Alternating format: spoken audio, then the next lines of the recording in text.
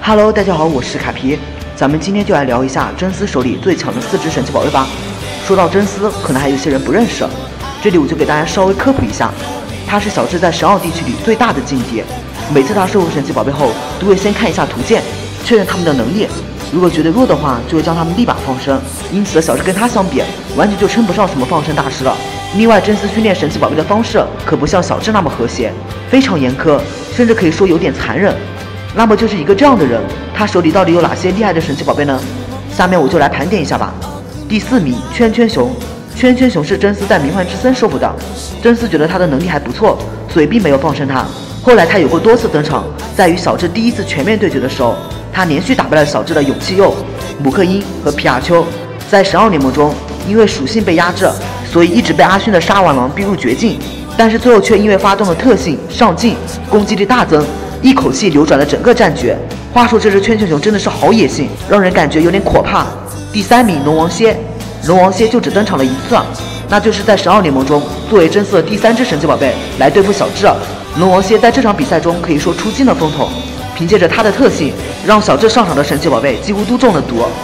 他连续打败了小智的勇气鼬、姆克鹰，后来更是直接挡住了土台龟的大招。更骚的是，为了击垮小智的信心，真丝特地等土台龟恢复后，再一招把他打败。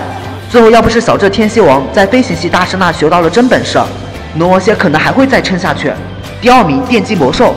电击魔兽是真丝的主力，几乎每一场重要的比赛，真丝都会让他上场。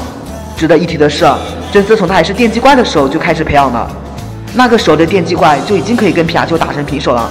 进化成电击兽后，还打败了小智的猛火猴。在神奥联盟登场的时候，电击兽已经进化成了电击魔兽，一来就展现出了自己强大的实力。在阿勋的帝王拿波发动特性的情况下，都能直接硬扛住他的大招。虽然最后还是输给了烈焰猴的猛火，但是他的表现还是可圈可点的。第1名，土台龟。虽然说真丝的土台龟戏份并不多，但是还是要将土台龟放到第1位的。毕竟土台龟可是真丝的初始神奇宝贝啊，从还是草苗龟的时候就跟着真丝了。虽然真丝看起来很冷漠，但他其实对自己的土台龟还是比较关心的，只不过关心的方法并没有小智那么直接。真丝的土台龟防御力特别高，只要不是什么特别严重的伤害，就不会轻易倒下。只要让他逮住机会，那基本上对方就GG了。另外，真丝的土台龟也比较热情，看到小智的草苗龟进化成树林龟后失去了速度优势，便主动过来开导他，并教会了他新的作战方式。当然，这是我个人认为真丝手里最强的4只神奇宝贝。如果你们有什么不同的看法，就在评论区里写出来吧。最后再来点评一下真丝这个角色吧。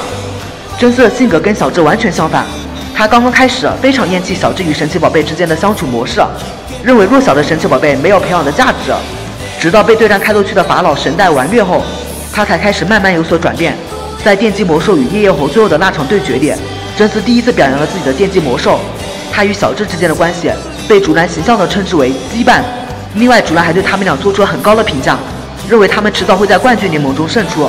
对此，我也希望智爷能够参加一场冠军联盟给我们看啊！当然，这暂时不可能。好了，我是卡皮，今天的分享就到这了。最后求个关注，咱们下期见。